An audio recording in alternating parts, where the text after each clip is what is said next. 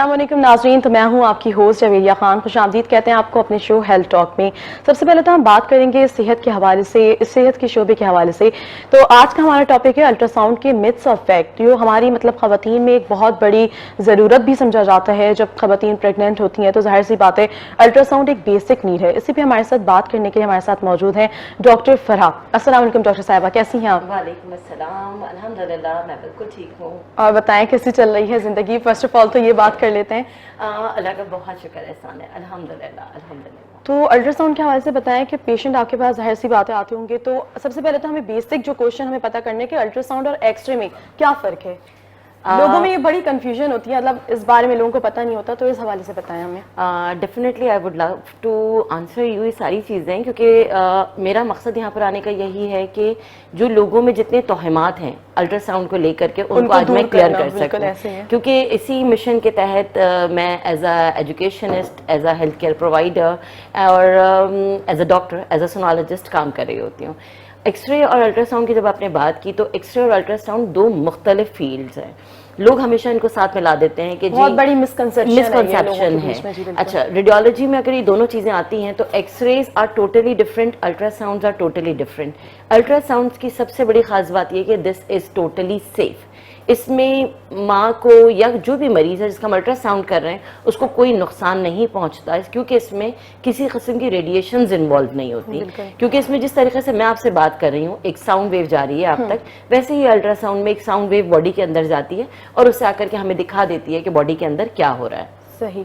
तो ये भी बताएं कि जैसे आपने अल्ट्रासाउंड की फील्ड चूज की, वो क्यों की? आप दूसरी फील्ड में भी जा सकती थी, बट अल्ट्रासाउंड की फील्ड क्यों चूज की? और आप आगे आइंदा आने वाली लड़कियों को क्या तजवीज़ देंगी कि चूज करनी चाहिए या नहीं? बहुत अच्छा आपका क्वेश्चन है। देखिए, जब हम डॉक्टर बनते हैं तो हम सबका, मैं क्या, मेरे जितने भी डॉक्टर्स मौजूद हैं इस खित्ता ज़मीन में, सबका एक मकसद होता है इंसानियत की खिदमत करना।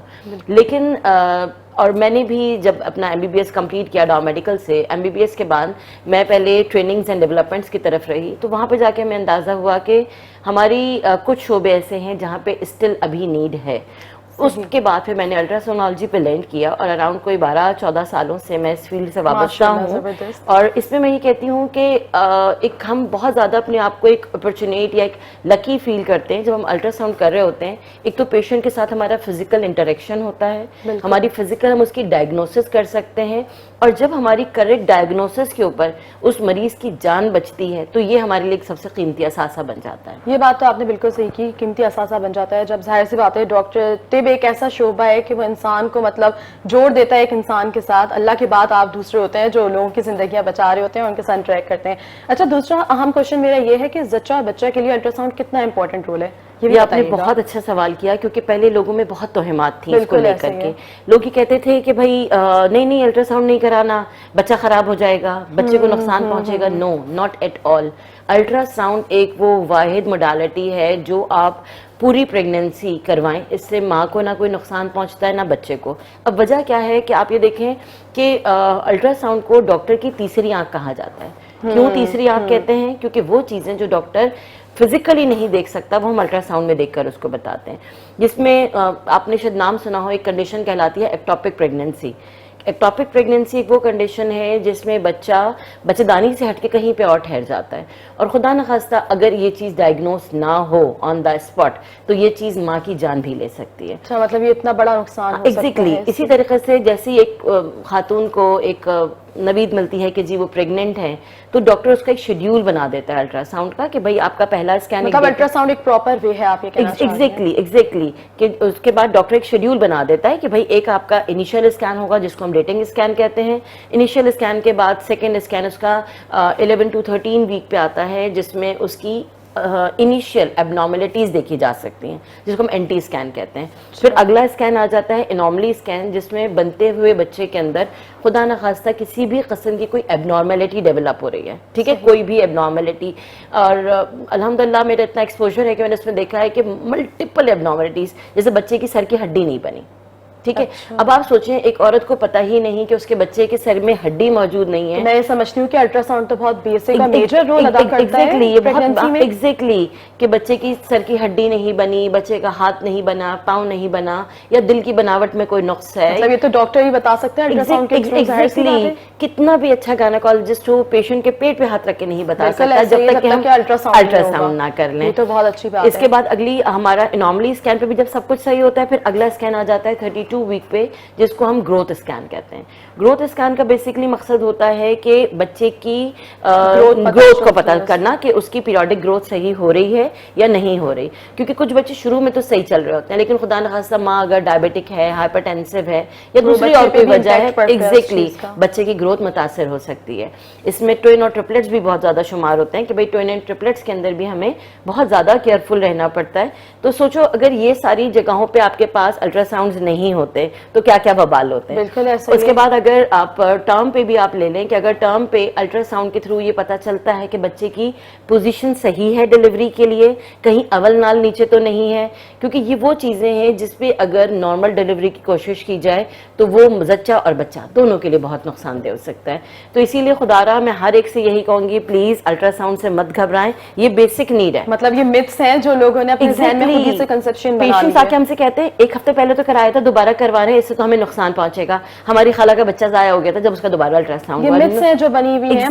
एग्जैक्टली, अगर जाया हो गया था तो जाहिर सी बात है किसी और वजह से हुआ होगा। इट्स नॉट अबाउट कि अल्ट्रासाउंड डेफिनेटली उसके दूसरे बैकग्राउंड्स हो सकते हैं, लेकिन उसका ये लोगों में बहुत, मैंने भी बहुत मिथ्स देखे हैं जो ऐसे होते हैं कि लोग समझते हैं अल्ट्रासाउंड जो है वो हार्मफुल होता है। एग्जैक्टली, आपने अभी हमें भी क्लियर कर दिया और सारे लोगों को भी क्लियर कर दिया कि अल्ट्रासाउंड हार्मफुल नहीं होता, बल्कि एक मेजर रोल अदा करता है, जैसे आप अभी बता रही हैं कि इससे पता चलता है बच्चे की ग्रोथ और डिफरेंट सारे स्टेजेस पता चलते हैं। बिल्कुल, तो मैं समझती हूँ अल्ट्रासाउंड का तो बहुत मेजर रोल है। डेफिनेटली, और मैं कहती हूँ कि भाई हर बच्चा का एक हक है, बुनियादी हक है कि उसको एक बेहतर सहूलत मिल सके, तो उसमें अल्ट्रासाउंड एक बहुत इंपॉर्टेंट चीज है। जाहिर सी बात है, जब तक कि माँ को हम तवज्जो नहीं देंगे और उसको सारी चीजें प्रोवाइड नहीं करेंगे तो हमें कैसे पता लगेगा कि बच्चा कैसा पैदा हो रहा है और क्या मतलब उसकी जो रिक्वायरमेंट्स है वो उसको हमें देनी चाहिए। एग्जैक्टली, और आपको मैं बताऊं कि अल्हम्दुलिल्लाह अभी हम जिस सिचुएशन में हैं पाकिस्तान में, सिंध में, ना सिर्फ गवर्नमेंट की सतह पे बल्कि मल्टीपल एनजीओस, मल्टीपल इदारे इन चीज़ों पे बड़ा काम कर रहे हैं, जिसकी वजह से जो मैटरनल मोर्टेलिटी या मॉर्बिडिटी है कि हम कहते हैं कि जचकी की वजह से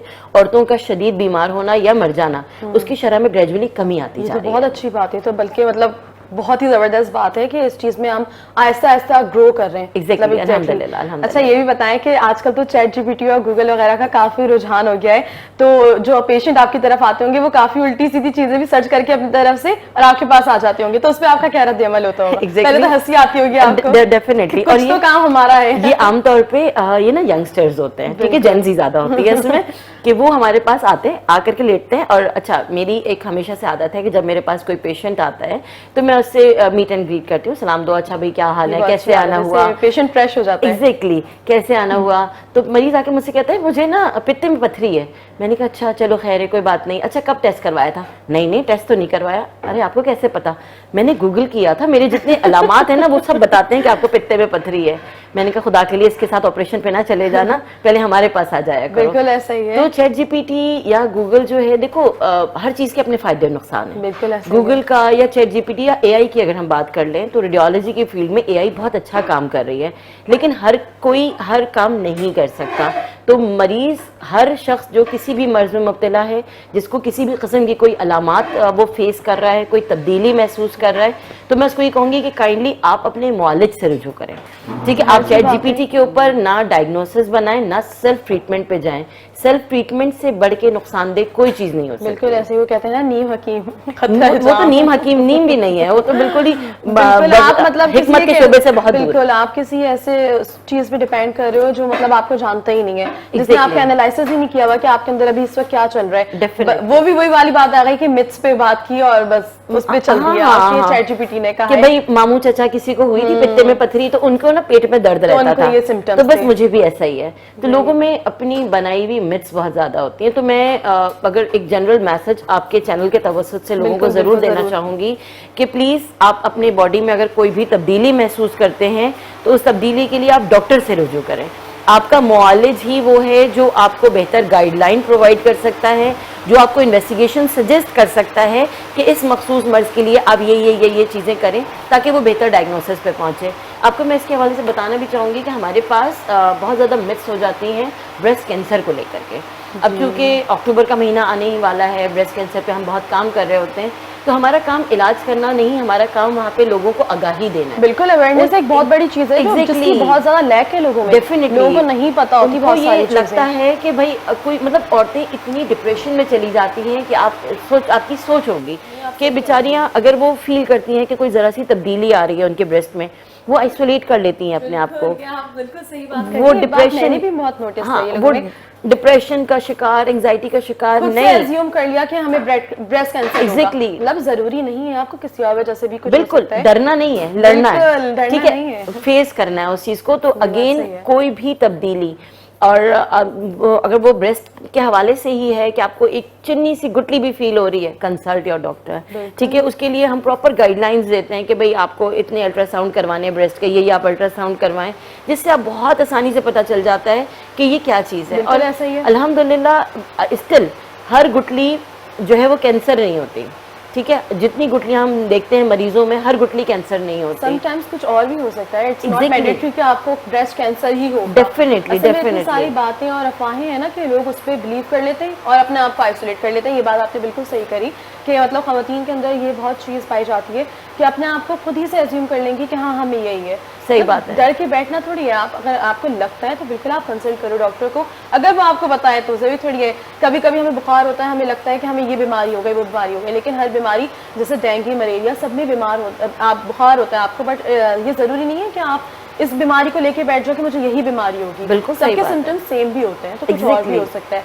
अच्छा, मुझे ये भी बताइएगा कि कुछ मरीज आपके पास खुशी खुशी आते होंगे और कुछ नाखुश आते होंगे, तो इस पर आपका क्या रद्द है? आप कैसे रिएक्ट करती हैं उस पर? देखिए, मरीज तो बेचारा मोस्ट ऑफ द टाइम बड़ा एंग्जियस आता है, ठीक है। वो बड़ा घबराया हुआ होता है, वो बड़ा डरा हुआ होता है, उसको एक फियर होता है कि पता नहीं क्या निकल कर आएगा। तो जो मेरा एक रोल है जो मैं करती हूँ, वो सबसे इम्पोर्टेंट काम मेरा यही होता है कि जैसे मैंने आपको बताया, सबसे पहले meet and greet, and then वो एक कहते हैं ना कि एक फर्स्ट ऑब्जर्वेशन में हमें आइडिया हो जाता है कि मरीज को इस वक्त ज़रूरत किस चीज़ की है। वही तो डॉक्टर होता है। एग्जैक्टली, तो पहला काम मेरा उसकी काउंसलिंग करना, क्योंकि मैं कहती हूँ कि सेहत स्टार्ट होती है रीअश्योरेंस से, कि जब हम वो हमारे पास बैठता है और हम उसको रीअश्योर करवाते हैं कि आप फिक्र नहीं करें, अल्हम्दुलिल्लाह आप ठीक हैं और जो भी है वो सब ठीक हो जाएगा। मरीज काफ़ी हद तक उसमें कंपोज एंड रिलैक्स होना शुरू हो जाता है। फिर वो बताता है कि भाई मेरे ये फैक्ट्स, ये मिथ्स हैं, या मुझे ये डाउट्स हैं कि मुझे ये तो नहीं, खदशात, हाँ, कि मुझे ये तो नहीं हुआ हुआ, मुझे ये तो नहीं हुआ हुआ। तो यकीन माने मुझ समेत मैं कहती हूँ हर डॉक्टर पे ये लाजिम है कि हम मशीन नहीं हैं, हम इंसान हैं और हमें इंसानों को इंसानों की तरह डील करना चाहिए। हमारी लहजे में एक नरमी होनी चाहिए, हमारे जज्बात में उनके लिए हमदर्दी होनी चाहिए। वो हमारे लिए एक मैनिक्विन नहीं है, वो एक जीती जागती हस्ती है जो मेरे बराबर में बैठा है, जिसको मैं असेस कर रही हूँ, तो उसको कंसोल करना उस वक्त मेरी प्राइमरी जिम्मेदारी है। ये बहुत अच्छी बात की है आपने। अच्छा, तो नाज़रीन, फिलहाल हमारी बात जारी रहेगी, वापस आते हैं एक शॉर्ट ब्रेक के साथ, देखते रहिए हेल्थ टॉक।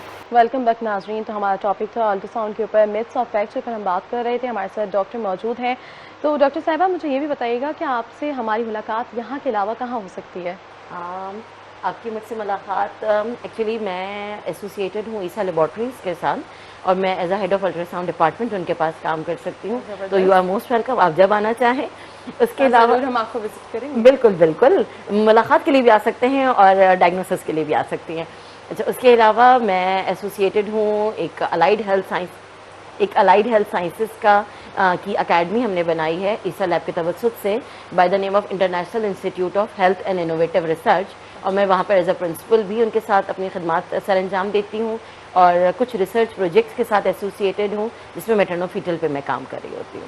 ज़बरदस्त, तो ये तो बहुत अच्छा एक काम है जो आप कर रही हैं। अच्छा, आपकी बातों से ऐसा लग रहा है कि आप ह्यूमैनिटेरियन एक्टिविटीज़ में भी काफ़ी इन्वॉल्व हैं, तो इस हवाले से बताएं कुछ। बिल्कुल, मैं ये समझती हूँ कि ना सिर्फ मैं, मुझ जैसा हर डॉक्टर, हम सब पे लाजिम है कि हम सिर्फ अपनी एक बंद कमरे में ओपीडी रन ना करें, उससे हट के भी हमें लोगों तक अपना मैसेज पहुँचाना है। उसके लिए डिफरेंट एस्पेक्ट्स में मैं काम कर रही होती हूँ, डिफरेंट इदारों में जाके वहाँ पे अवेयरनेस सेशंस कंडक्ट करना, कभी ब्रेस्ट कैंसर है तो ब्रेस्ट कैंसर के हवाले से ब्रेस्ट कैंसर अवेयरनेस कर देना, लोगों को सेल्फ असेसमेंट सिखाना डिफरेंट स्कूल्स में, कॉलेजेस में, यूनिवर्सिटीज़ में और उन तमाम देही इदारों में जहाँ पे लोगों की सेहत तक रसाई मुमकिन नहीं है, वहाँ पे ख़वातीन को जाकर के ट्रेन करना, वहाँ पे जाकर के उनको बताना कि भाई देखिए ये चीज़ें हैं जो आप बेसिक अपने लिए कर सकती हैं, या ये सेहत के बुनियादी उसूल है। क्योंकि मैं ये समझती हूँ कि अगर हम किसी को सेहत के बुनियादी उसूल भी सिखा दें तो वो अपने आप को एक सेहतमंद जिंदगी की तरफ रख सकता है। और ये किसी को मतलब आगाही देना, ये भी एक सदका जारिया है। बेशक बेशक, अनडाउटेडली बड़ी चीज़ है। एक तो आप लोग मतलब डॉक्टर हैं, इस शोबे में काम कर रहे हैं, तो ये वैसे ही एक बड़ी बात है।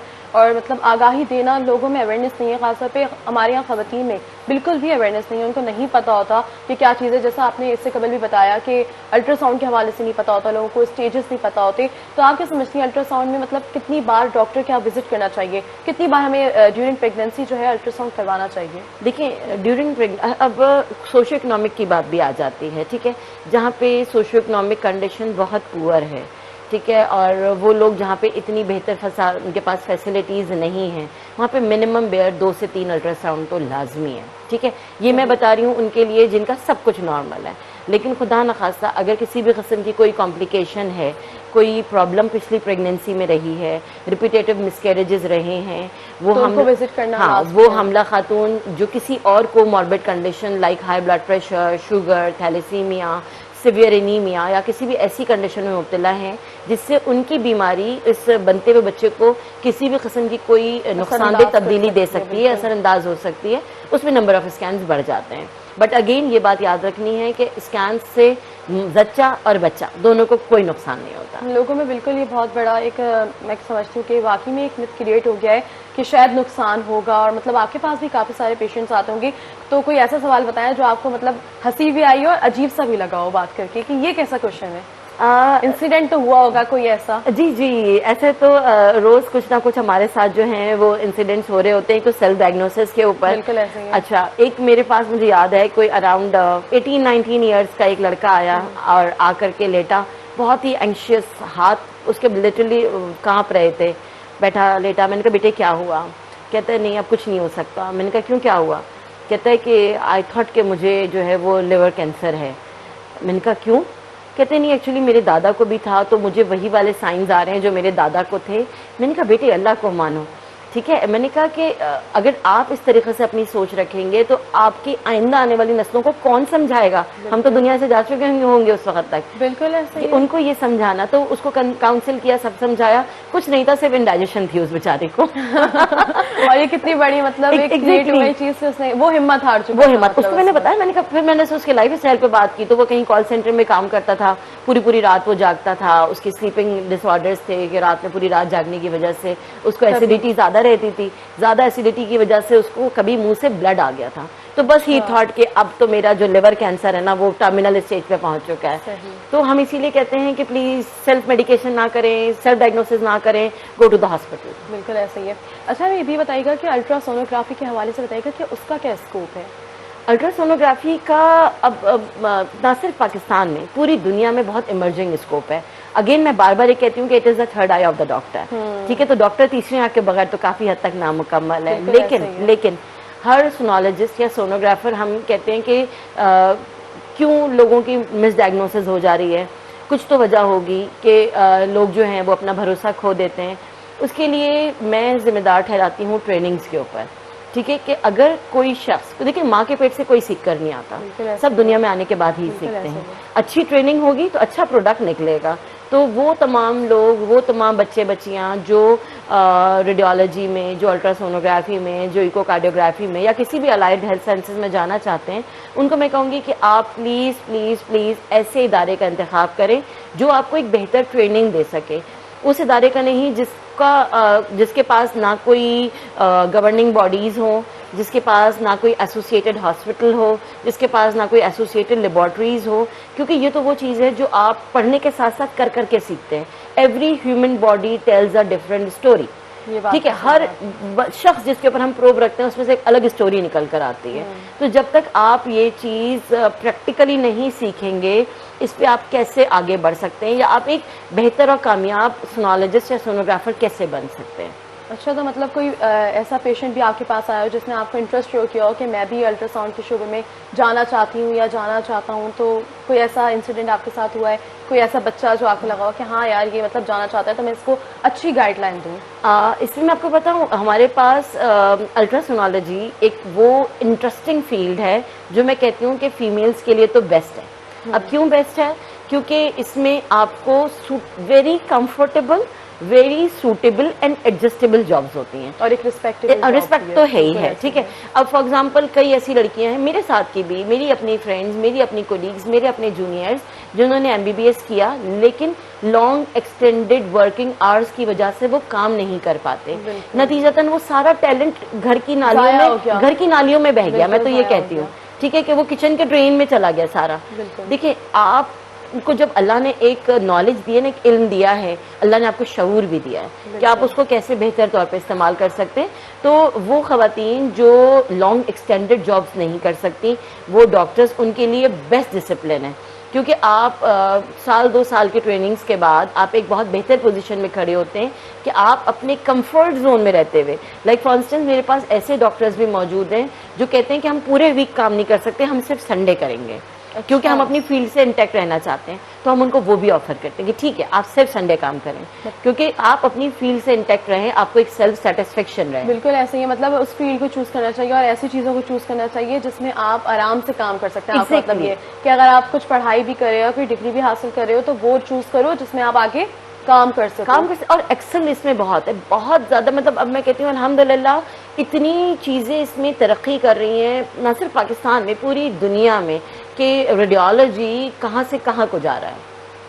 सही। तो आपकी मतलब ये बात मुझे बहुत अच्छी लगी जो आपने कहा कि लोगों की मदद करती हैं, जैसे पेशेंट्स के हवाले से, कि पेशेंट्स से आप पहले दिल बहलाती हैं उनका, फिर उनसे बात करती हैं, दिलजोई करना, मतलब ये बहुत एक बड़ी बात है। मतलब मैंने नहीं देखा कि मोस्ट ऑफ द डॉक्टर्स ऐसे कर रहे हो, कुछ डॉक्टर्स होते हैं जो करते हैं, but most of the doctors ऐसे हैं जो नहीं करते।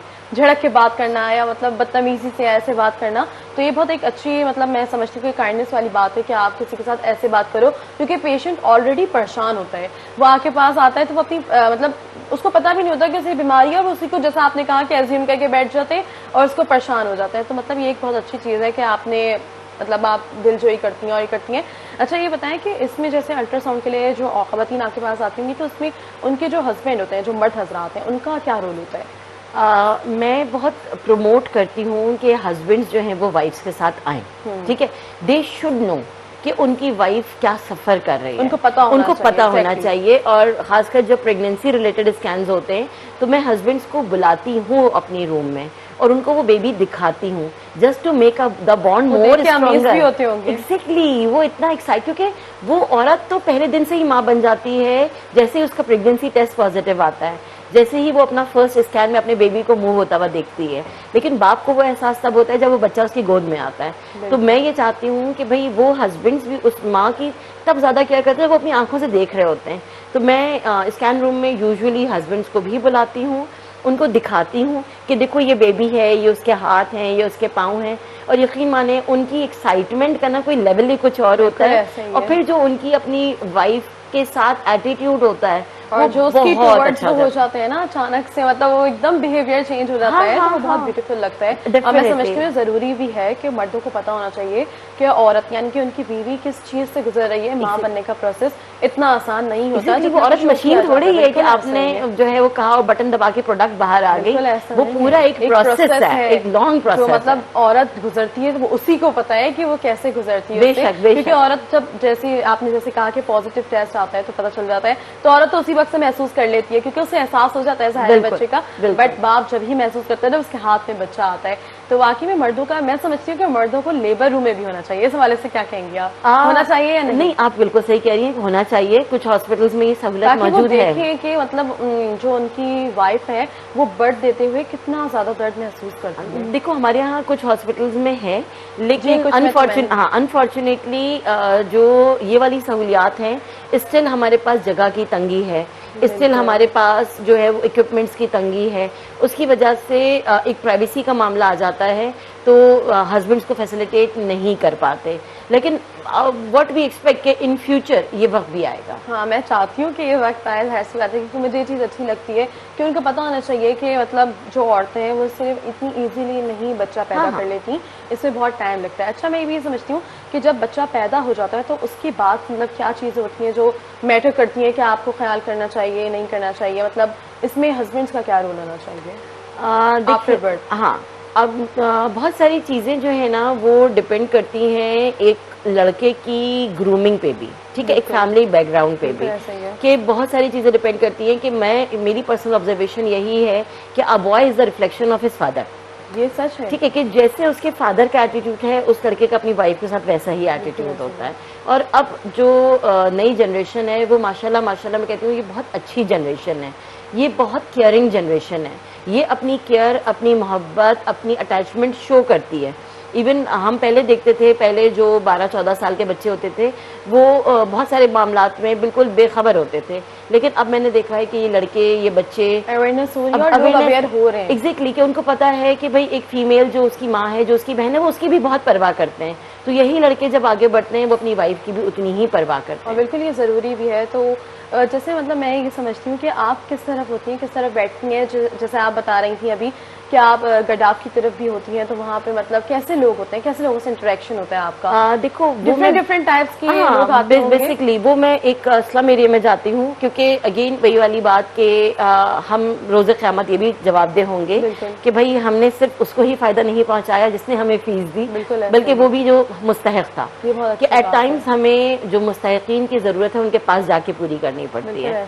तो उसके लिए फिर मैं सर्विसेज वहाँ पे प्रोवाइड करती हूँ डिफरेंट NGOs के तवसत से, और उसमें मेरे पास ज़्यादातर पश्तून खवातीन, डिफरेंट मेंटालिटी की, ज़्यादातर पश्तून खवातीन आ रही होती हैं। वो बेचारियाँ बहुत डिप्राइव्ड होती हैं, बहुत डिप्राइव्ड होती हैं, क्योंकि जो लाइफ अभी हम और आप जी रहे हैं वो उससे कई दिहाई पीछे हैं स्टिल।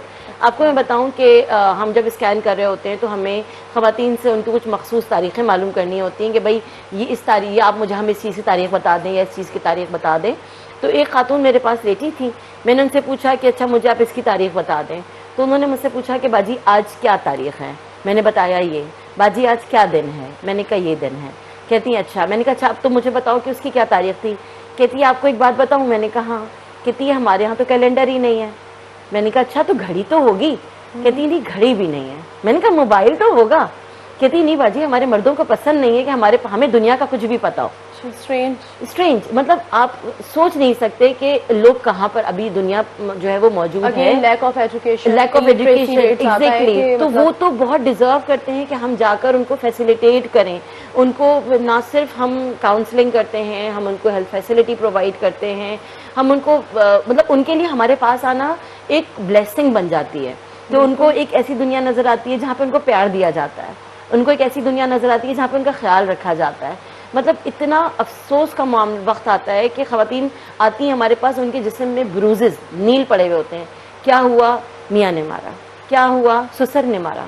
क्या हुआ? सास और देवर ने मारा। क्यों? क्योंकि बर्तन गंदे धुले हुए थे। स्टिल आप सोचें, स्टिल ये वक्त है अभी भी, आज के दौर में भी ये सब चीजें एग्जैक्टली आज के दौर में भी ये सब चीजें हो रही हैं। तो मैं अपने हर मरीज को एक बात ये जरूर कहती हूँ कि बेटा अपने बच्चों को पढ़ाना जरूर, बिल्कुल अपने बच्चों को तालीम जरूर बात देना। वही आ जाती है ना, लैक ऑफ एजुकेशन और इलिटरेसी रेट इतना ज्यादा हो गया है कि मतलब इसकी वजह से जो है लोग समझ नहीं पा रहे कि ये सब जाहिलियत है। जाहिलियत में होती थी चीजें, ये चीजें बहुत पीछे रह गई हैं, तो अब आगे बढ़ जाना चाहिए। मैं समझती हूँ ये औरतें ना इस हद तक हमारे तवज्जो से ये ट्रेन हो गई हैं कि इन्होंने ये तहिया कर लिया है कि बच्चों को पढ़ाना जरूर है। अब वो अपने ऊपर जो होता हुआ देख रही है ना, तो वो उसको देख के भी समझ गई है कि बच्चों को पढ़ाना जरूर है। बेटी को भी पढ़ाना है, बेटे को भी पढ़ाना है।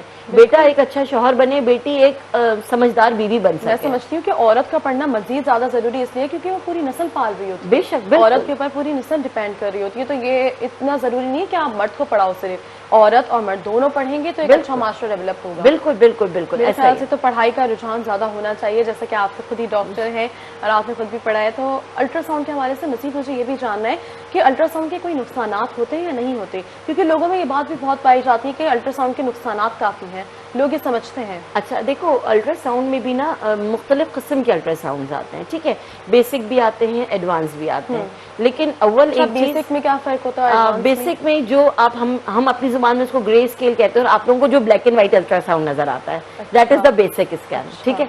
अल्ट्रासाउंड से सबसे पहली चीज नुकसान कोई नहीं होता, कोई नुकसान नहीं होता। मतलब ये लोगों को देख के बोल देंगे हाँ भाई, कोई नुकसान नहीं होता। Ultrasound is totally a harmless safe modality, ठीक है, कोई नुकसान किसी किस्म का नहीं होता, एंड इट्स मैंडेटरी, ये मेजर है कि आपको कराना है। एग्जैक्टली, और डायग्नोसिस के लिए जरूरी है। किसी भी मर्ज की 100% जो है 100% अगर आप तशखीस करना चाहें तो उसमें मोस्टली बीमारियां अल्ट्रासाउंड के थ्रू डायग्नोस होती हैं। ये बात तो मुझे भी अभी क्लियर हो गई। कुछ हैं जो स्पेसिफिक ब्लड टेस्ट के साथ जाती हैं, मतलब अल्ट्रासाउंड के साथ दूसरे स्पेसिफिक, लेकिन again doctor is very important.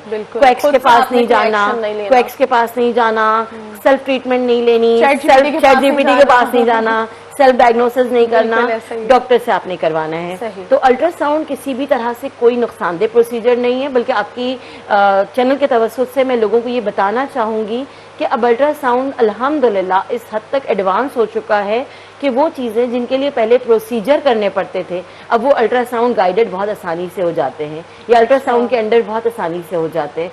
For example आप ये समझ लें कि पहले खून की शरियानें जब बंद हो जाती थी तो उनके लिए बाकायदा प्रोसीजर होता था, लेकिन अब अल्ट्रासाउंड गाइडेड प्रोसीजर जो बहुत सिंपल, जिसमें हॉस्पिटलाइजेशन का टाइम भी कम होता है, जिसमें एक्सपेंसेस भी कम होते हैं, पेशेंट को एक्सपोजर भी कम होता है कि उसको एनेस्थीसिया वगैरह इतना नहीं दिया जा रहा होता, लेकिन पेशेंट की जान बचाई जा सकती है। ये बहुत अच्छी बात है। अच्छा, मैं ये भी पूछना चाह रही हूँ कि आप लोग को मतलब डॉक्टर्स को जाहिर सी बात है पहले क्या दुश्वारी आती थी अल्ट्रासाउंड करने में और अब मतलब क्या आसानियां हो गई हैं पहले का, और थोड़ा अब का बताएं कि अब मतलब कैसा है अल्ट्रासाउंड, अभी ज्यादा आसान है या पहले वक्तों में आसान हुआ करता था? देखिए, अल्ट्रासाउंड चंद दिहाइयों पहले की इजाद है, ठीक है, पहले उससे पहले अल्ट्रासाउंड नहीं होता था। अल्ट्रासाउंड चूंकि चंद दिहाई पहले की इजाद है, तो पहले बेसिक हमारे पास मशीनें, ये बड़ी बड़ी पहाड़ जैसी मशीनें होती थी जिसमें बेसिक फंक्शंस आते थे। अब ग्रेजुअली टाइम आगे बढ़ता जा रहा है और वो मशीनें एडवांस होकर कॉम्पैक्टेड होती जा रही हैं, और आपके व्यूअर्स को मैं ये भी बताना चाहूंगी कि अब हमारे पास पोर्टेबल मशीनें होती हैं। पोर्टेबल मशीनों का मतलब है it's like a brief case, आप ब्रीफ केस लैपटॉप उठाया, हाँ लैपटॉप उठाया चले गए, लेकिन अब हम उससे एक स्टेप और आगे भी आ गए। हमारे पास डिफरेंट ऐसी मशीन्स आ गई हैं जो मोबाइल के साथ कनेक्ट हो जाती है। एक प्रोब है जो ब्लूटूथ के जरिए आपके मोबाइल में अटैच हो जाएगा। आप पेरिफेरी में कहीं काम कर रहे हैं, आप किसी स्लम एरिया में काम कर रहे हैं जहाँ पे इवन इलेक्ट्रिसिटी भी नहीं है, ठीक है, जहाँ पे इलेक्ट्रिसिटी भी नहीं है, आपके पास सिर्फ आपका वो एक प्रोब है और आपका एक मोबाइल या फिर आपका टैबलेट है, आप वहाँ पे भी अल्ट्रासाउंड कर सकते हैं। तो इस हद तक साइंस ने जिंदगी आसान कर तो दी है। अच्छा, ये बताएं कि आप अपनी फील्ड को कितना एंजॉय करती हैं, कैसा महसूस करती हैं, मतलब थोड़ा पहले का बताएं और अब बताएं कि मतलब जब आपकी जर्नी स्टार्ट हुई थी तो जब क्या क्या मुश्किल आती हैं? कुछ मुश्किलात तो आती हैं, हर्डल्स तो आती हैं, उसके बाद मजा आता है, तो अब ज्यादा मजा करती हैं या पहले का वक्त याद करती हैं यार वो अच्छा था? अनडाउटेडली अब बहुत मजा आता है। देखो, जब भी कोई प्रोफेशनल, कोई भी किसी भी प्रोफेशन में, सिर्फ मेडिसिन में नहीं, किसी भी प्रोफेशन में जब भी कोई प्रोफेशनल एक प्रोफेशनल लाइफ में आता है तो हर्डल तो होता है, ठीक है, लेकिन वहाँ पे सपोर्ट बहुत इंपॉर्टेंट है। कि अल्हम्दुलिल्लाह मैं कहती हूँ आई एम सो ब्लेस्ड कि मुझे मेरी फैमिली की बहुत सपोर्ट रही, मेरे हस्बैंड की, मेरे बच्चों की, इनकी बहुत सपोर्ट मेरे साथ रही कि इन्होंने कभी मुझे ये नहीं कहा कि ये क्या कर रही हो या ये क्यों नहीं हुआ। They know, they respect my profession, they respect my dignity, कि उनको पता है कि अगर मैं सिर्फ एक मैसेज भी ड्रॉप कर दूंगी कि भाई आज जो है वो मेरे पास स्कैन ज्यादा है, आज मुझे टाइम लगेगा, no one answer ask me कि क्यों, अंडरस्टैंड करते हैं, बल्कि मेरे पीछे खाना वाना बना के तैयारी करके रख लेते हैं। हाँ, तो मैं इसीलिए कहती हूँ कि एक अंडरस्टैंडिंग फैमिली का डिपेंड नहीं करते, एग्जैक्टली एक सपोर्टिंग सिस्टम का होना बहुत जरूरी है हर एक के लिए। सपोर्ट सिस्टम आपके साथ होना खड़ा तो आप कुछ भी कर एग्जैक्टली मैं कहती हूँ फिर तो स्काई इज द लिमिट ना, जब आपकी बैकबोन स्ट्रांग है तो स्काई इज द लिमिट। और जहाँ तक आपने पूछा कि पहले और अब में क्या फर्क है, अब अल्हम्दुलिल्लाह जब आप एक डिसिप्लिन पे कमांड लेने लगते हैं, जब लोग आपको जानने लगते हैं तो आप ना अपने प्रोफेशन को एंजॉय करने लगते हैं। बिल्कुल ऐसा ही है, जब आप मतलब एक इस स्टेज पे पहुंच जाते हो कि आप उसमें एंजॉय करने लगते हो। एग्जैक्टली, फिर सिर्फ फील्ड नहीं रह जाती, वो आपके लिए एक अच्छी प्लेस बन जाती है कि आप वहाँ जाते हो, मतलब मजा आने लगता है। हाँ, मैं तो कहती हूँ मेरा दूसरा घर है। ऐसा ही ठीक है हो कि जाता है। वहाँ पे तमाम लोग, तमाम चीजें, इवन मेरे पेशेंट्स, आपके अगर किसी दिन फॉर एग्जांपल किसी इमरजेंसी में मैं बीमार हूँ या कोई भी, या मैं out of city out of country हूँ, मैं नहीं गई, मेरे पेशेंट आएंगे मालूम करके चले जाएंगे, नहीं जी डॉक्टर फरा कब आएंगे, डॉक्टर फरा हम आए थे आप थी नहीं, और वो मुझसे ऐसे लड़ते हैं जैसे वो मेरी फैमिली मेंबर्स हों, and I really enjoy them. बिल्कुल, वो आपका एक जेस्चर है और मतलब आपकी काइंडनेस है कि वो उससे इतना ज्यादा वो हो जाते हैं कि मतलब आपको ही मांगते हैं। हाँ, ये भी बहुत बड़ी बात है। एग्जैक्टली, मैं कहती हूँ अल्लाह की रहमत है कि अगर हमारी जरूरत किसी से वाबस्ता हो जाए, कि कोई हम किसी के लिए जरूरी हो जाए, तो इट मीन्स कि वी आर ब्लेस्ड। बिल्कुल ऐसा ही है। तो मतलब आपने आज का हमें आज के उससे लेसन ये मिलता है कि अल्ट्रासाउंड बहुत जरूरी है। बिल्कुल, मतलब अल्ट्रासाउंड की जो आपने एग्जाम बताएंगे वो दो हैं, एक बेसिक है और एक एडवांस। एडवांस में बहुत सारी चीजें, डॉपलर्स हैं, बहुत सारी चीजें एडवांस में आ जाती है। तो मतलब आप लोगों को क्या मतलब क्या मैसेज देना चाहती हैं कि हमें अल्ट्रासाउंड करवाना कितना जरूरी है? देखिए, सबसे पहली चीज, जब आपका डॉक्टर आपको सजेस्ट करता है, लाजमी गो फॉर इट। ठीक है, डॉक्टर कुछ ना कुछ सोच समझ के कर रहा है। और अल्ट्रासाउंड में भी मैं ये कहती हूँ कि आप अपने मुआलिज से मशवरा करके अल्ट्रासाउंड करवाने आए। ऑल्दो लोगों में ये एक आगाही है, उनको पता है कि भाई हमारा पहले फैटी लिवर था तो अब हम दोबारा दिखवा लें कि अब क्या सिचुएशन है। तो अल्ट्रासाउंड के बगैर बहुत सारी चीज़ों की डायग्नोसिस मुमकिन नहीं है, लेकिन अपने मुआलिज के साथ, मुआलिज के मशवरे से आप अल्ट्रासाउंड लाजमी करवाएं। और मतलब अल्ट्रासाउंड जो है वो मतलब जिंदगी बचाने में एक अहम किरदार अदा करता है। बेशक, अल्ट्रासाउंड जो है वो एक वो मोडालिटी है जो जिंदगी को ना सिर्फ बचाता है, वो आपको ये बताता है कि आप किस लेवल पे खड़े हो अभी। ठीक है, फॉर एग्जाम्पल जैसे कुछ लोग होते हैं, खुदा न खास्ता, जो हेपेटाइटिस बी और सी के मरीज होते हैं, जो एडवांस स्टेज आ जाती है, कैंसर की तरफ चले जाते हैं, पेट में पानी भरना शुरू हो जाता है, तो रिपीटेटिव अल्ट्रासाउंड के जरिए हम उनको बता रहे होते हैं डॉक्टर को कि भाई अब इस लेवल पे पानी है, तो डॉक्टर पानी उसका ड्रेन करके उसकी ज़िंदगी को आसान बनाता है, उसके सांस लेने के अमल को आसान बनाता है। तो अल्ट्रासाउंड ना सिर्फ एक तशखीस है, बल्कि वो एक प्रॉपर डायग्नोसिस के लिए एक रास्ता है, जिसकी मदद से डॉक्टर एक बेहतर इलाज करके एक मरीज की ज़िंदगी आसान करता है। मतलब आप ये कहना चाह रही हैं कि ना सिर्फ प्रेगनेंसी में बल्कि और भी जितनी बीमारी हैं तो उसको भी वो मदद करता है डायग्नोस करने में। एग्जैक्टली। अब जैसे आप एग्जांपल ले लें पैरों की सूजन, ठीक है, मर्दों में, औरतों में पैरों का बहुत ज्यादा सूज जाना, ये एक बहुत कॉमन बीमारी है, लेकिन ये एक बहुत बड़ी बीमारी की अलामत भी हो सकती है। अब आप किसी फिजिशियन के पास जाएंगे, किसी ऑर्थोपेडिक के पास जाएंगे, आप कहेंगे डॉक्टर साहब मेरे पैरों में इतनी सूजन है, मुझसे उठा नहीं जा रहा होता, मेरे पाँव इतने भारी होते हैं, तो डॉक्टर आपको फौरन अल्ट्रासाउंड पे ही भेजता है।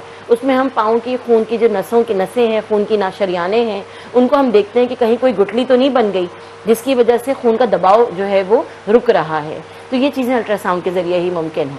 मतलब अल्ट्रासाउंड जो है वो बेसिक नीड भी है, मैं समझती हूँ, बिल्कुल, मेजर नीड भी है कि वो करवाना बहुत ज्यादा जरूरी है। बेशक। तो आप उन पेशेंट्स को क्या कहना चाहेंगी जो अल्ट्रासाउंड नहीं करवाते? देखिए, मैं उनको ये बात कहना चाहूँगी कि अगर वो अल्ट्रासाउंड करवाने से रिलक्टेंट हैं, उनका डॉक्टर उनको सजेस्ट कर रहा है कि आप अल्ट्रासाउंड करवाएं, और वो रिलक्टेंट हैं, तो वो अपने इलाज से 4 कदम पीछे खुद जा रहे हैं। ठीक है, कि अगर आप डॉक्टर की ही बताई हुई जो तजवीज़ है, उसकी बताए हुए टेस्ट, उसकी बताई हुई मेडिसिन, उसके बताए हुए अल्ट्रासाउंड, सीटी स्कैन, एमआरआई, जो भी आपका डॉक्टर सजेस्ट करता है, अगर आप उस तरफ नहीं जा रहे हैं, तो आप अपनी बीमारी से पीछे बीमारी के इलाज से पीछे हट रहे हैं, आप अपनी सेहतियाबी से पीछे हट रहे हैं। तो इसमें आपको अपने डॉक्टर्स को सपोर्ट करना है। सही, बस मैं चाहती हूँ जाते जाते आप एक मैसेज दे दें कि मतलब हमें क्या करना चाहिए, क्या नहीं करना चाहिए, पेशेंट्स को मतलब स्पेशली उनके साथ अल्ट्रासाउंड के साथ कितना ज़्यादा इंटरेक्ट करना चाहिए, अल्ट्रासाउंड वाला प्रोसेस कितना ज़्यादा ज़रूरी है। मतलब आपके चैनल के तवज्जुह से मैं पेशेंट्स, तमाम लोगों को, तमाम खासकर डॉक्टर कम्युनिटी को एक मैसेज ये देना चाहूँगी कि देखें, हमारे लिए हमारी कामयाबी के ज़ामिन हमारे टाइटल्स नहीं हैं कि हमने कितने टाइटल्स ले लिए। हमारे लिए मायने ये रखता है कि हमने कितनी ज़िंदगियों को टच किया, हमने कितनी ज़िंदगियों में कोई सुधार ला सके, हमारी वजह से क्या किसी मरीज़ की जान बच सकी। तो इसमें अगर being a sonologist, being a radiologist, being a physician, being a surgeon, जो भी हमारा रोल है वो हमें ज़रूर परफॉर्म करना है। और आम आवाम के लिए जो मेरा एक मैसेज है, जो टेक होम मैसेज है, कि प्लीज़ अल्ट्रासाउंड से घबराना नहीं है, इसमें घबराने वाली कोई चीज़ नहीं है। इसमें कोई ऐसा उनसर नहीं है जो आप में किसी भी किस्म का कोई नुकसान ला सके, कोई बैरूनी या अंदरूनी तब्दीली पैदा कर सके। ये आपकी बेहतरी के लिए, आपके इलाज में आसानी के लिए आपको डॉक्टर करवाता है। तो हमेशा अपने मुस्तनिद मुआलिज के मशवरे से आप अपनी इन्वेस्टिगेशन ज़रूर करवाएं। Thank you. ठीक है, बहुत शुक्रिया डॉक्टर फराह आपका, आपने हमारी सारी मिथ्स जो है वो क्लियर कर दी है। Most welcome. जी नाज़रीन, तो इजाज़त दीजिएगा अपनी होस्ट जवेरिया को, फिर मुलाकात होगी इंशाल्लाह नेक्स्ट हफ्ते हेल्थ टॉक में।